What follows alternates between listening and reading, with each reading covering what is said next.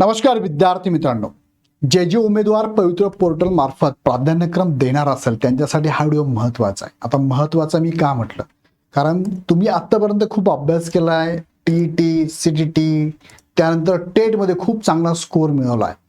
पण आता ह्या शेवटच्या टप्प्यामध्ये तुम्हाला अजून जास्त अभ्यास करावा लागणार आहे. का? कारण प्राधान्यक्रम देताना काळजी घ्यावी लागणार. त्यातला एक महत्त्वाचा मुद्दा आहे की तुम्हाला जाहिराती समजून घेता यायला पाहिजे. जाहिराती कशा येतात, तुम्हाला प्राधान्यक्रम कसे येतात, त्यापैकी तुम्हाला कोणत्या ठिकाणी प्राधान्यक्रम देणं गरजेचं आहे. म्हणजे तुम्हाला प्राधान्यक्रमासाठी एखादी झेडपी, नपा, मनपा आली म्हणजे देऊनच टाका असं नाही. तुम्हाला चेक करावं लागणार आहे की माझ्यासाठी इथे जागा किती आहे, मग त्यात मी कुठे बसतो, त्याच्यामध्ये काय काय निकष आहेत, हे सगळे निकष आपण या व्हिडिओच्या माध्यमातून बघूया. सो हा व्हिडिओ शेवटपर्यंत शांतपणे बघा आणि हे सगळे मुद्दे लिहून ठेवा एका तुमच्या नोटबुकमध्ये, जेणेकरून जेव्हा प्राधान्यक्रम येतील ना तर हे सगळे मुद्दे त्यावेळेस तुम्हाला लक्षात घेऊनच प्राधान्यक्रम द्यायचे. एक एक मुद्दा मी तुम्हाला एक्सप्लेन करतो. पाठीमागची एक जाहिरात माझ्याकडे आहे, ती जाहिरात पण मी तुम्हाला दाखवतो आणि त्या जाहिरातीमधून तुम्हाला थोडक्यात सांगण्याचा प्रयत्न करतो की प्राधान्यक्रम देताना काय काय गोष्टी महत्त्वाच्या असणार आहे. त्यातला पहिला मुद्दा बघा, जाहिरात कशी येते ते आपण थोडक्यात बघूया आणि त्या जाहिरातीमध्ये तुम्हाला काय काय बघायचं ते बघूया. तुम्हाला मी डायरेक्टली जाहिरातीकडे घेऊन जातो. बघा, एक जाहिरात तुमच्या समोर आहे. ही जाहिरात आहे पवित्र पोर्टलद्वारे शिक्षक भरतीची जाहिरात 2024 ची जाहिरात आहे. बघा, 15 जानेवारी 2024 ची जाहिरात आहे. कुणाची जाहिरात आहे तर संस्थेचं नाव त्यांनी इथे दिलंय. बघा, संस्थेचं नाव, हा त्यांचा कोड आहे, हा संस्थेचा कोड आहे, याच्याशी आपल्याला काही घेणं देणं नाही आहे. Education officer primary.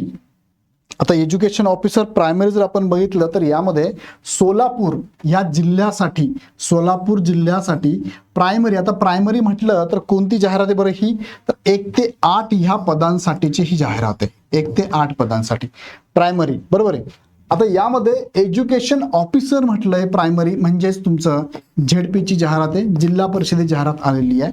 आणि ही कशासाठी आली तर ही आली विदाऊट इंटरव्ह्यूसाठी आली.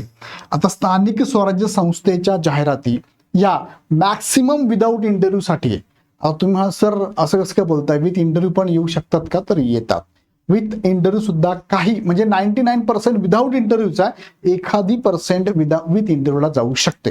त्यात उलटा अजून सांगतो मी तुम्हाला, खाजगी संस्था घ्या, एखादी खाजगी संस्था आहे, बरोबर आहे. आता ही खाजगी संस्था, तुम्हाला माहिती असं असेल की खाजगी संस्था या सगळ्या विथ इंटरव्ह्यूला येतात. नाही, त्यातल्या पण काही पर्सेंट, त्यातल्या 1% अशा खाजगी संस्था असू शकतात की ज्या विदाऊट इंटरव्ह्यूला सुद्धा येऊ शकतात. सो त्यांना चान्स दिलेला आहे. सो ते पण नीट लक्षात घेणं गरजेचं आहे की तुम्ही ज्याला प्रेफरन्स देताय ते विदाऊट इंटरव्ह्यू आहे की विथ इंटरव्ह्यू आहे. सो मला नंबर ऑफ प्रेफरन्स मिळणार आहे. 200-300 शाळा तुम्हाला भेटतील, 200-300 प्रेफरन्स येतील. मग त्यात तुम्हाला चेक करायचं आहे की झेडपीची आहे, मनपाची आहे, नगर परिषदी आहे, नगरपालिका आहे किंवा संस्था आहे, खाजगी संस्था, बरोबर. तुम्हाला बघणं गरजेचं राहणार आहे, लक्षात ठेवा. सो हे मुद्दे तुमच्या लक्षात आला, यावरून तुम्हाला समजून घ्यायचं ही झेडपीची जाहिरात आहे. आता मी थोडं खाली घेऊन जातो तुम्हाला. बघा, थोडं खाली घेऊन जातो. यात त्यांनी मेन्शन केलेलं काय आहे हे पण वाचून दाखवतो. एज्युकेशन ऑफिसर प्रायमरी सोलापूर या व्यवस्थापनाच्या शाळेमध्ये खाली नमूद केलेल्या पदासाठी आवश्यक शैक्षणिक व व्यावसायिक अर्हता धारण करीत असलेल्या पवित्र प्रणालीमध्ये नोंदणी केलेल्या पात्र उमेदवारांकडून ऑनलाईन पद्धतीने अर्ज मागवण्यात येत आहे. आता ही जाहिरात तुम्हाला बघायला मिळेल, पण तुम्हाला जेव्हा प्रेफरन्स येईल, प्रेफरन्स येताना मात्र वेगवेगळे येतात. कसे येतात ते पुढे सांगतो मी तुम्हाला. पहिले जाहिरात आपण समजून घेऊया. बघा, या जाहिरातीमध्ये आरक्षण निहाय रिक्त पदांचा तपशील आहे. आरक्षण निहाय कसं आहे बघा, इथे उभा आरक्षण आहे, वुमन रिझर्वेशन आहे, महिला आरक्षण आहे, माजी सैनिकांना आहे, अंशकालीन आहे, प्रकल्पग्रस्त आहे, भूकंपग्रस्त आहे, खेळाडू आहे आणि सर्व ओपन साठीचे खुला म्हणूया आपण याला, खुला आरक्षण सोडून समांतर आरक्षण व्यतिरिक्त उर्वरित पदे किंवा त्याला आपण म्हणूया खुली आहेत. हे सगळे काय खुला आहेत आणि अशी टोटल एकूण पदे सगळे पकडून. त्यानंतर हे झालं आडवं आरक्षण, हे याला म्हणूया आपण आडवं आरक्षण, जे नेहमी आडवं येतं आपल्याला, हे आडवं आरक्षण आहे. आणि उभं आरक्षण इकडे आहे, दाखवताना हे आडवं दाखवलंय आणि हे उभं दाखवलंय, पण उलट आहे, हे आडवं आहे आणि हे उभं आहे, असंच होतं दोघांचं गडबड.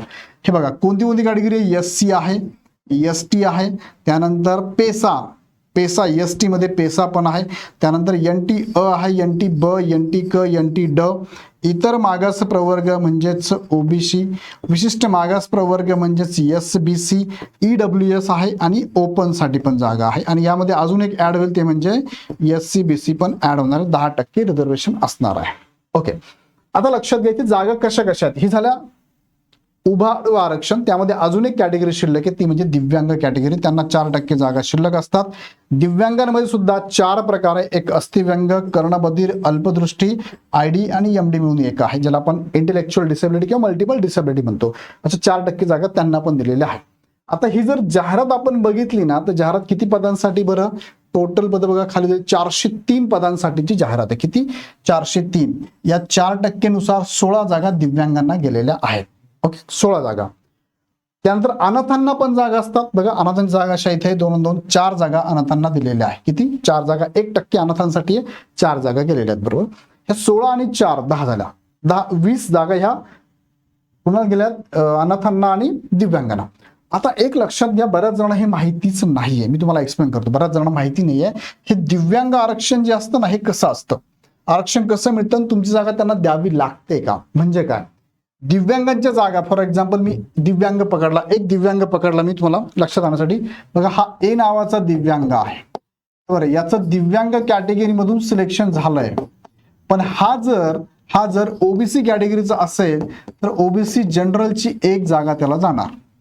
समजतं मी काय बोलतो, इथे 16 जागा आल्यात, OBC जनरलची एक जागा त्याला जाणार. म्हणजे कसं, लक्षात घ्या, ही सपोज ह्या 16 मधला एक OBC जनरलचा कॅन्डिडेट आहे, OBCचा सिलेक्ट झाला, OBCची एक कॅन्डिडेट सिलेक्ट झाला दिव्यांग. मग इथे OBC बघा तुम्ही, इतर मागास प्रवर्गामधली जनरलच्या 8 जागा आहे ना, 8 पैकी एक जागा दिव्यांगांना गेली. म्हणजे जनरलची एक जागा तुम्हाला जर असेल मिळत ना, ती मिळणार नाही. कळतंय मी काय बोलतोय, ती मिळणार नाही. पहिले दिव्यांगांना पहिला प्रेफरन्स आहे, दिव्यांगाच्या 16 जागा पहिले भरणार आणि मग उरलेल्या जागा तुम्हाला मिळणार. सपोज दिव्यांगाचा एखादा SC कॅटेगरीचा उमेदवार असेल, दिव्यांगाचा 2 असेल, 2 जागा गेल्या, इथून 2 वजा होणार आहे. नंतर ST मध्ये सपोज ST मध्ये दिव्यांगाचे 7 जागा असेल तर 7 जागा वर्ग होणार आहे, लक्षात घ्या. अशा पद्धतीने बाकी ठिकाणी तुम्ही दिव्यांग जर बघितले, म्हणजे आता सपोज NT अ आहे, NT अ ला दिव्यांगाला जागाच नाहीये, मग ओपनची एक जागा जी आहे, ओपन जनरलची जागा, ती दिव्यांगाला देण्यात येईल, दिव्यांगाला जाईल. हे पहिले दिव्यांगाचं लक्षात घ्या, ह्या जागा पहिले वर्ग होणार आहे आणि मग पुढचं रिझर्वेशन तुमचं बघा कसं मिळतं तुम्हाला. बघा आता सपोज तुम्ही एका कॅटेगरीतनं बिलॉंग करतात, इतर मागास प्रवर्ग. कोणती कॅटेगरी तुमची? इतर मागास प्रवर्ग कॅटेगरी आहे, ज्याला आपण OBC म्हणूया. ओके, आता तुम्ही जर मी एक्झाम्पल घेतलं, तुम्ही कोणत्या कॅटेगरीचे आहात मी एक्झाम्पल घेतो. सपोज तुमची कॅटेगरी आहे OBC मधून जनरल आहात तुम्ही, हे पहिलं एक्झाम्पल घेतो. आणि दुसरं समांतर आरक्षणामध्ये कोणते घेऊ शकतो, यापैकी कोणते घेतो मी, कोणते घेऊ. मग सपोज मी घेतलंय इथे माजी सैनिक घेतो, मी इथे काय घेतो, माजी सैनिक आहे, किंवा मी फिमेल घेतो, चला फिमेल पण आहे ना, समांतर आरक्षण फिमेल घेतलं. पहिले जनरल मध्ये दोघं येतं बरं का, जनरल मध्ये मेल पण आहे आणि फिमेल पण आहे, दोघं पण येतात की नाही, येतात. आता बघा तुम्ही OBC मधनं बिलॉंग करतात, मग तुमच्यासाठी किती जागा आहे, जनरल साठी किती जागा आहे मी चेक करतो. OBC जनरल साठी जागा किती आहे बघा, OBC जनरलच्या जागा, ही OBC आहे, ही जनरल आहे का जागा, नाही, ही महिलांना जागा आहे. ह्या 4 जागा माजी सैनिकांना, ह्या 3 जागा अंशकालीन आहे, ह्या 0 जागा आहे, प्रकल्पग्रस्त OBC ला जागा नाही, सॉरी एक जागा इथे वरती एक जागा आहे. भूकंपग्रस्त OBC ला 0 जागा आहे, खेळाडू OBC ला 1 जागा आहे. त्यानंतर समांतर आरक्षण सोडून OBC जागा किती उरल्या, 8 जागा उरल्या. अशा टोटल 25 जागा OBCच्या इथे असणार आहे. आता तुम्ही OBC मधनं बिलॉंग करतात म्हणून तुम्हाला 25 जागा मिळणार की इथे नाही. OBC जनरल मध्ये आहात ना तुम्ही, म्हणजे समांतर आरक्षण, याला आपण जनरल म्हणतो, बरोबर आहे. म्हणजे OBC जनरल आहात तुम्ही, म्हणजे तुम्हाला 25 पैकी किती जागा मिळतील बरोबर, किती जागा मिळतील, 25 पैकी तुम्हाला फक्त 8 जागा मिळतील. किती जागा मिळेल तुम्हाला, फक्त 8 जागा. या उरलेल्या जागा तुमच्यासाठी नाहीच आहे, खेळाडू, भूकंप, प्रकल्प, महिला यांना आहे. तुम्ही जनरल 8च जागा आहे. ह्या 8 मधून पण जर का एखादा दिव्यांग उमेदवार सिलेक्ट झाला ओपनचा, तर त्या 8 पैकी त्या जागा पण तो घेऊन जाणार आहे, बरोबर. म्हणजे तुमची कॉम्पिटिशन कॅटेगरीमध्ये एवढ्याच जागा तुम्हाला. प्लस तुम्हाला ओपनच्या पण जागा मिळतात. रिसेंटली कोर्टाने पण निर्णय दिलाय. सो कॅटेगरीच्या उमेदवारांना ओपनच्या जागा मिळणारच आहे, भले ते 55% असू द्या किंवा 50% असू द्या, 55 किंवा 60% असू द्या. मग तुम्हाला अजून एका ठिकाणी जागा आहे ओपनसाठी. बघा ओपनसाठी किती जागा आहेत इथे? 13 आहेत. बरोबर आहे. मग 13 मध्ये पण इथे पण काय होऊ शकतं, काही जागा दिव्यांगांना जाऊ शकतात. ओके, सपोज आपण दिव्यांग सोडून देतो, ती पकडत नाही आता. तर किती जागा टोटल? 13 आणि 18 म्हणजे किती झाले? 21 जागांसाठी तुम्हाला इथे कॉम्पिट करता येणार आहे. किती जागा आहेत? 21. म्हणजे इथे मी कॅल्क्युलेशन जर केलं तर इथे तुम्हाला किती जागांसाठी मिळत आहे? ओबीसी जनरलला 21 जागांसाठी कॉम्पिट करायचं आहे. आता ही फक्त पहिला आकडे बरं का, अजून पुढे बाकी आहे, पुढे सांगणारे मी लक्षात घ्या. दुसरं मी काढतो आता, ओबीसी फिमेल आहे. काय आहे? ओबीसी फिमेल आहे. यांना किती जागा मिळतात तुम्ही सांगू शकता का मला? कमेंटमध्ये टाका बरं. तुम्ही काढलेलं उत्तर बरोबर सांगतो मी तुम्हाला. मी काढतो, चला मग पुढचा एक प्रश्न विचारतो. ओबीसी घेतलं मी, ओबीसी फिमेल साठी जागा कॅल्क्युलेट करतो. बघा ओबीसी फिमेल साठी मी ब्ल्यू कलर घेतो. ही आहे महिला ओबीसी 8 जागा. बरोबर आहे. त्यानंतर आता समांतर आरक्षण, जसं मी महिला घेतलं, तुम्ही कोणतेही घ्या. यांना आरक्षण कसं मिळतं तुम्हाला माहिती का? यांना आरक्षण कसं मिळतं तुम्हाला पहिले सांगतो. बघा यांना आरक्षण कसं मिळतं तुम्हाला पहिले दाखवतो. बघा सपोज तुम्ही समांतर आरक्षण कोणतेही घ्या. बरोबर, तुम्ही समांतर आरक्षण कोणते घेऊ शकता. समांतर आरक्षण सपोज मी घेतलंय फिमेल. तुम्ही घेऊ शकता एक सर्व्हिसमॅन, प्रकल्पग्रस्त, भूकंपग्रस्त, बरोबर की नाही, दिव्यांग, त्यानंतर अनाथ, कोणते घेऊ शकता तुम्ही. आता यांना कसं आरक्षण मिळतं बरं थोडक्यात बघूया आपण कसं मिळतं. बघा सपोज मी फिमेल घेतलाय. ओके, फिमेलला पहिल्यांदा बघा 4 ठिकाणी जागा मिळतात.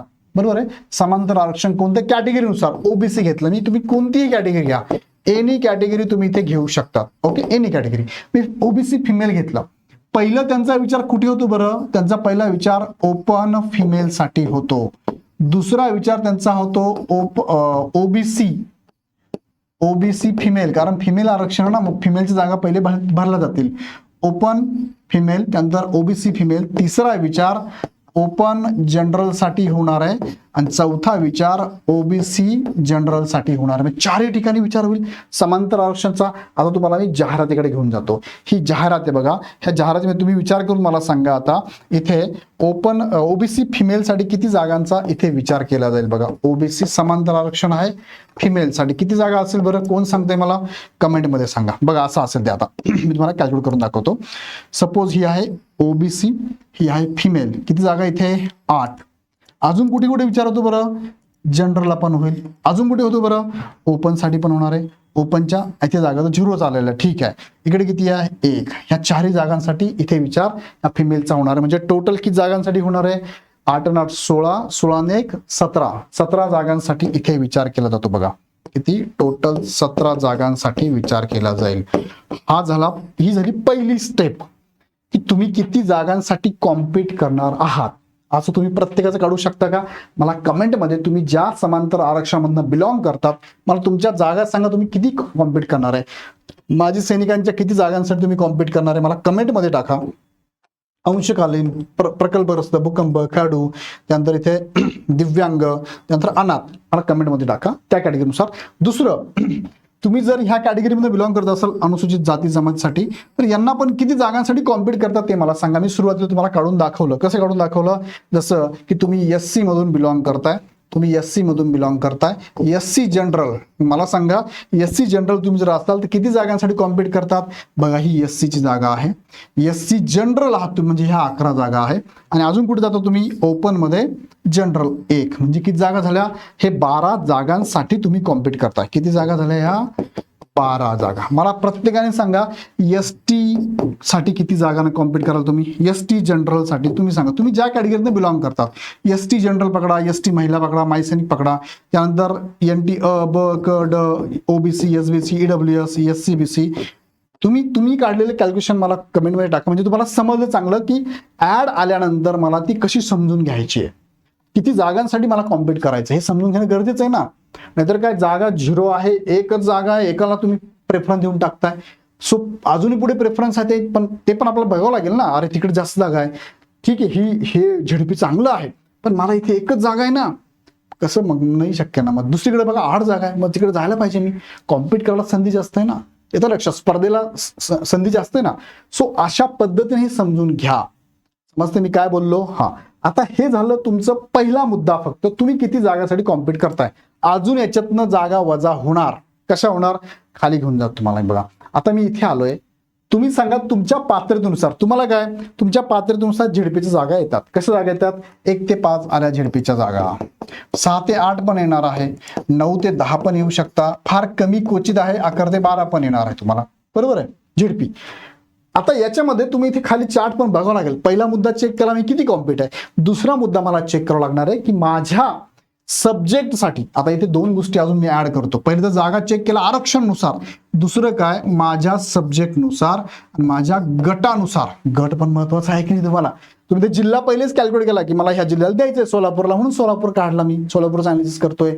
मला किती जागा मी चेक केला. आता मी चेक करतोय माझ्या गटनुसार सब्जेक्टनुसार मला जागा किती. कॅटेगरीचं काढलं मी, आता गट आणि सब्जेक्ट चेक करायचं मला. बरोबर आहे.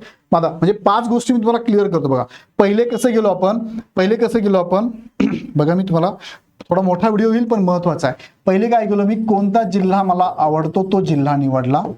दुसरं त्या जिल्ह्यामध्ये मला जागा किती आहे, मी कोणत्या कॅटेगरीतनं बिलॉंग करतो, ओपन मधनं बिलॉंग करतो का, समांतर आरक्षण बिलॉंग करतो का, त्यानुसार मला किती जागा आहेत त्या कॅल्क्युलेट केल्या. तिसरं त्या शाळेमध्ये त्या झेडपीमध्ये मला गटासाठी जागा किती आहे. आणि दुसरं माझ्या सब्जेक्टनुसार. आता गटनुसार 1 ते 5 तर सगळ्यांनाच मिळणार आहे, तिथे काही विषय नसतो, फक्त पुढे असतो 6 ते 8, 9 ते 10, 11 ते 12ला सब्जेक्टनुसार त्या जागा मला चेक करायच्या आहे. सब्जेक्टनुसार तुम्हाला सुद्धा इथे प्राधान्यक्रम वेगवेगळे येऊ शकतात. म्हणजे सब्जेक्टनुसार 6 ते 8ला फॉर एक्झाम्पल विज्ञानला तुम्हाला इथे फक्त विज्ञानसाठी आलाय. अजून एक येऊ शकतो 6 ते 8ला गणित प्लस विज्ञान, म्हणजे हे 2 प्राधान्यक्रम पकडले जातील. हा एक पहिला आहे, हा दुसरा आहे, दोन्ही ठिकाणी. कारण इथे वेगळी रिक्वायरमेंट आहे, इथे वेगळी रिक्वायरमेंट आहे. तुम्ही जर विज्ञान असाल, सायन्स मधून बिलॉंग करत असाल, तुम्हाला इथे पण शिकवायला चान्स आहे. तुम्हाला विज्ञानावर गणित पण ते अलाउड करताय, घ्यायला हो म्हणताय, ही पण संधी. म्हणजे 2 प्राधान्यक्रम इथे लक्षात घ्या. हे एकच नाही, 2 प्राधान्यक्रम लक्षात घ्या. सो 1 ते 5 गाडा सगळेच आहे. नंतर सब्जेक्टनुसार तुम्ही इतर चेक करू शकता कोणत्या कोणत्या ठिकाणी तुम्हाला इथे प्राधान्यक्रम येणार आहे. आता हा मुद्दा क्लिअर झाला तुम्हाला. आता मी थोडं पुढे अजून घेऊन जातो. मला बघा मग इथे चेक करायचंय मला. ओके, माध्यम, शाळेचं माध्यम काय आहे? शाळेचं माध्यम मराठी आहे. पद कोणतं आहे? 1 ते 5 साठी अंडर ग्रॅज्युएट टीचर आहे. कॉन्सन्ट्रेटेड पे तुम्हाला 16,000 रुपये सुरुवातीला असणार मानधन. अनुदान प्रकार पण चेक करा, हा पण महत्वाचा आहे ना. अंशतः आहे, पूर्ण आहे, एडेड आहे. आता हे सगळ्या स्थानिक स्वराज्य संस्था असल्यामुळे काही प्रॉब्लेम नाही आहे, पण जेव्हा संस्था येतात ना तेव्हा हा चार्ट पण व्यवस्थित तुम्हाला बघावा लागतं. स्थानिक स्वराज्य संस्था म्हटलं की सरकारच्या आहे, सगळ्या एडेड आहे. पण खाजगी संस्था पण विदाऊट इंटरव्ह्यू जर आल्या तर ते पण चेक करावं लागेल तुम्हाला. विषय कोणता आहे? All subject. 1 ते 5ला ऑल सब्जेक्ट असतात. शिकवण्याचं माध्यम इंग्लिश. बघा शाळेचं माध्यम मराठी, शिकवण्याचं इंग्लिश, म्हणजे सेमी इंग्रजी शाळा आहे. सेमी इंग्रजी शाळा आहे हे पण लक्षात घ्या. इथे आवश्यक पात्रता शैक्षणिक 12वी आहे. आवश्यक डीएड लागणार आहे. टीटी पेपर 1 लागणार आहे. आणि एकूण पद किती आहे? 91 आहे. म्हणजे 1 ते 5ला तुम्ही जर सिलेक्ट होत असाल तर तुमच्यासाठी 91 पद कुणाला आहे? 1 ते 5ला आहे. 1 ते 5ला 91 आहे, पण 91 तुमचे आहे का? नाही. सपोज तुम्ही ओबीसी फिमेल मधनं बिलॉंग करत असाल, आपण आता चार्ट काढला ना ओबीसी फिमेलच्या, ज्या काय जागा तुम्हाला आल्या होत्या, किती जागा होत्या? 816. किती जागा आल्या होत्या बरं? जाहिरातीमध्ये आपण आताच बघितल्या. ओबीसी फिमेलला किती जागा आल्या होत्या त्यानुसार तुम्हाला बघावं लागणार आहे. ओबीसी फिमेल बघा इथे मी घेऊन गेलो तुम्हाला, इथे मी घेऊन आलोय ओबीसी फिमेल. इथे 8, त्यानंतर ह्या 8, त्यानंतर इथे 0, इथे 16, 17 जागा आहेत तुमच्या. किती जागा आहेत बरं? 17. मग ह्या इथे आलो मी. टोटल जरी 1 ते 5ला मला माझ्या विषयाला किती जागा आहेत तुम्हाला दिसत आहे? तुम्हाला इथे 91 जरी असेल तर 91 जागा तुम्हाला आहेत का? नाही. तुम्ही ओबीसी फिमेल जर असाल तर तुम्हाला इथे 16 जागा कॉम्पीट करायला मिळत आहे. बरोबर. आता या 16 जागा मिळत आहे, पण त्या ह्याच वर्गाच्या आहे नाही. अजून 7 ते 8 पण शिल्लक आहे ना. समजतं मी काय म्हणतो? 7 ते 8 शिल्लक आहे. आता पुढे गेलो मी तुम्हाला. मराठी माध्यम आहे, सेम आहे सगळं. इथे बघा मराठी म्हणजे ही मराठीची शाळा आहे. बघा तुम्हाला 12वी लागेल, डिप्लोमा लागेल, हे लागेल. आणि 156 जागा आहे. किती? 156. सेमी इंग्लिश, आता सुरुवातीला सेमी इंग्लिशच्या शाळा ज्यांचं व्यावसायिक अर्हता इंग्लिश मिडियम असेल त्यांना सेमी इंग्लिश येईल. ज्यांचं व्यावसायिक अर्हता मराठी असेल, मराठी मीडियम मध्ये असेल त्यांना ह्याच शाळा येणार आहे. 156. आता ह्या 156 जागा आहे, पण तुम्हाला 156 आहेत का? नाही. तुम्हाला 16 आहे, पण त्या 16 पण अजून फिक्स नाही. कारण त्या काय 1 ते 5 मध्ये पण गेलेल्या आहेत, 6 ते 8 मध्ये पण गेलेल्या आहेत. समजतं मी काय बोलतोय? 6 ते 8 पण गेलेले असतील ना तुमच्या. लक्षात घ्या. तुमचा गणित विषय सपोज 12वीला बरोबर आहे. मग तुम्हाला गणित जरी असेल तुम्हाला हे सगळ्या जागा येणार आहे 91,156 हे येणारच आहे. की झाल्या ह्या तुमच्या 16 आहे, त्या झाल्या 17 आहे, 17 पकडल्या, पण अजून इकडे पण आहे तुम्हाला बघा. इकडे कशा तुम्हाला कॅल्क्युलेट करू आपण. मराठीसाठी बघा इथे 6 ते 8 ला पेस्ट केलंय, ऍडेड आहे. मॅथमॅटिक्स आणि सायन्स साठी बघा, मॅथमॅटिक्स सायन्स साठी मराठी मीडियमची शाळा आहे, ग्रॅज्युएशन पाहिजे, डिप्लोमा ग्रॅज्युएशन पाहिजे तुमचं इथे, आणि इथे तुम्हाला 75 जागा आहे. त्याचबरोबर खाली जर तुम्ही गेलात तर मराठीसाठी बघा 6 ते 8 मराठी, विषय मराठीचा इथे मराठी आहे त्यामुळे लँग्वेज मराठी आहे, मराठीमध्ये शिकवायचं आहे, 27 जागा आहे. मराठी माध्यमिक शाळा आहे, लँग्वेज हिंदी शिकवायचा आहे. ह्या तुमचा असल लँग्वेज तर इथे लँग्वेज तुमच्या एवढ्याच जागा आहे. मग 27 मधून किती तुम्हाला ज्या जागा आहेत ओबीसी फिमेलसाठी. मराठीसाठी बघा इथे मराठीसाठी बघा. आता हे हे हे तुमच्या लक्षात आलं जरी असेल तर यात अजून डिटेल आहे, अजून किचकट आहे. एवढ्या जागा नाहीये तुम्हाला. म्हणजे तुम्ही जर 6 ते 8 ला लँग्वेज इंग्लिशला जर असेल 27 जागा तुम्हाला मिळेल, पण 27 ओबीसी फिमेलला नाहीये ना. त्यात तुम्हाला अजून चेक करावं लागणार आहे, पुढे जावं लागणार आहे. तुम्ही इथे जरी गेलात ना 27 जागा नाही तुम्हाला, तुम्ही ऑलरेडी काढलं ना कॅल्क्युलेशन, तुम्हाला 17 जागा आहे ओबीसी फिमेलला. एक्झाम्पल घेतलं मी ना. सो इथे तुम्हाला 27 जागा नाहीच आहे, त्या जागा किती आहेत 16. पण त्या 16 पण 1 ते 5 मध्ये विषय, 1 ते 5 मध्ये विषय नाहीये, पण 6 ते 8 विषयामध्ये अजून काय झालाय स्कॅटर्ड झालेल्या आहेत, हे पण लक्षात घ्या. आता पुढे अजून मी हा व्हिडिओ थोडा मोठा होईल, नाही तर मला डिटेलमध्ये सांगितलं असतं. भरपूर प्रश्न अजून अधांतरित आहे. पुढच्या व्हिडिओत तुम्हाला बाकीच्या प्रश्नांची उत्तरं नक्कीच देणार आहे. पण आता यात तुम्हाला समजलं असेल काय काय मुद्दे, जाहिरात कशी येते, जाहिरातीत काय काय लक्षात घ्यायचं. क्रिटिकल आहे थोडंसं, अवघड आहे थोडंसं, पण लक्षात घ्यावं लागेल. बरोबर आहे. पात्रतेनुसार स्पर्धा करायला जागा किती मिळणार मी तुम्हाला आता इनिशियल थोडासा लक्षात आणून दिलंय, तुम्हाला कसं कॅल्क्युलेट करायचं. दिव्यांगाचं सांगितलं, समांतर आरक्षण पण सांगितलं, ओपनच्या जागा तुम्हाला मिळणार किती, कशा मिळणार ते पण सांगितलं. प्राधान्यक्रम देण्याआधी हे समजावून घेतलंच पाहिजे आपण. याच्यावरती तुम्ही युट्यूबला आमचे व्हिडिओ बघत असताना तुम्हाला सगळं डिटेलमध्ये सांगणार मी. काय फक्त थोडं अंतरावर असेल, एका सिक्वेन्समध्ये असेल. आज हा घेतला, याच्या पुढे काही प्रश्न ते व्हिडिओ मोठा होऊ नये, छोट्या व्हिडिओ तुम्हाला लवकर समजावं म्हणून पुढचा व्हिडिओ मी घेणार आहे. पुढे पण काही माझे व्हिडिओ येणार आहेत बघा, असे व्हिडिओ ते असणार तुमचे. पण त्याच्या अगोदर मी सांगतो मेंटरशिप बॅच शक्य असेल तर जॉईन करा. ज्या सिक्वेन्समध्ये त्याच्यामध्ये सांगणार आम्ही. ऍड आल्यानंतर प्राधान्यक्रमची जेव्हा तुम्हाला चालू होईल ऑप्शन, तेव्हा तुम्हाला सिक्वेन्समध्ये सगळं आम्ही सांगणार आहोत. युट्यूबला काय एवढं एका वेळेस सांगणं शक्य होत नाही, थोडं अंतराने आम्ही सांगतो, महत्वाचे प्रश्नाची उत्तरं देतो. आणि विशेष म्हणजे टीईटीचं महामॅरेथॉन चालवणार, तुमच्या मित्रांना सगळ्यांना सांगा. दररोज तुम्हाला 6 तासांचं महामॅरेथॉन बघा. Amol sir, Vijay sir, Ajit sir, Bodke sir, Kiran sir, Dhake sir, Rajesh sir, Yogesh sir, Vijay sir, ह्या डेटनुसार 13 तारखेपासून ते 21 तारखेपर्यंत दररोज 6 तासांचं सेशन तुमचं चालणार आहे. फॅकल्टी 6-7 तास तुम्हाला शिकवणार, लक्षात घ्या. आता पुढचे काही मोठे प्रश्न तुमचे आहे बघा, डिटेल्स माहिती पुढे व्हिडिओमध्ये घेणार आहे. प्राधान्यक्रम एका जिल्ह्यासाठी किती व कसा असणार. सपोज जीडीपीची जाहिरात आली एका जिल्ह्याची, मग ती एकच प्राधान्यक्रम पकडणार का, की त्यात पण वेगवेगळे प्राधान्यक्रम जनरेट होतात, ते पुढच्या व्हिडिओमध्ये मला सांगतो. स्थानिक स्वराज्य संस्था कोणती शाळा मिळणार आणि कसे व कधी कळणार. स्थानिक स्वराज्य संस्था कोणती शाळा, मग तुम्हाला शाळा फक्त झेडपी नाशिक आलंय, पण नाशिकमध्ये कोणती शाळा हे कधी कळणार. असं येतं का ऍडमध्ये, नाही. प्राधान्यक्रमात असं येतं का, नाही. ते कसं करणार पुढे मी तुम्हाला सांगतो पुढच्या व्हिडिओमध्ये. आणि खाजगी संस्था प्राधान्यक्रम कसे येतात ते पण मी पुढच्या व्हिडिओत तुम्हाला सांगतो. आता हा व्हिडिओ थोडा मोठा झालेला आहे, पण मी डिटेलमध्ये घेतलेला आहे. तुम्हाला सगळे मुद्दे डॉट सांगितलेले आहे. त्यात अजून काही मुद्दे मी तुम्हाला एक्सप्लेन नाही केले तर पुढच्या व्हिडिओत मी तुम्हाला नक्की सांगतो. कारण एकाच वेळेस सगळं दिलं तर तुमचं कन्फ्युजन नको व्हायला, कारण हे आरक्षणचे मुद्दे थोडे क्रिटिकल असतात, लगेच समजत नाही. पण जेवढं मी तुम्हाला समजून सांगितलं हे समजलं का मला कमेंटमध्ये सांगा. पुढच्या व्हिडिओ डिटेलमध्ये सांगू तुम्हाला. आवडला व्हिडिओ तर लाईक करा, नक्की लाईक करा आणि कमेंटमध्ये मला कळवा की तुम्हाला कळलं काही सगळं. पुन्हा व्हिडिओ आपण नेक्स्ट व्हिडिओमध्ये. धन्यवाद.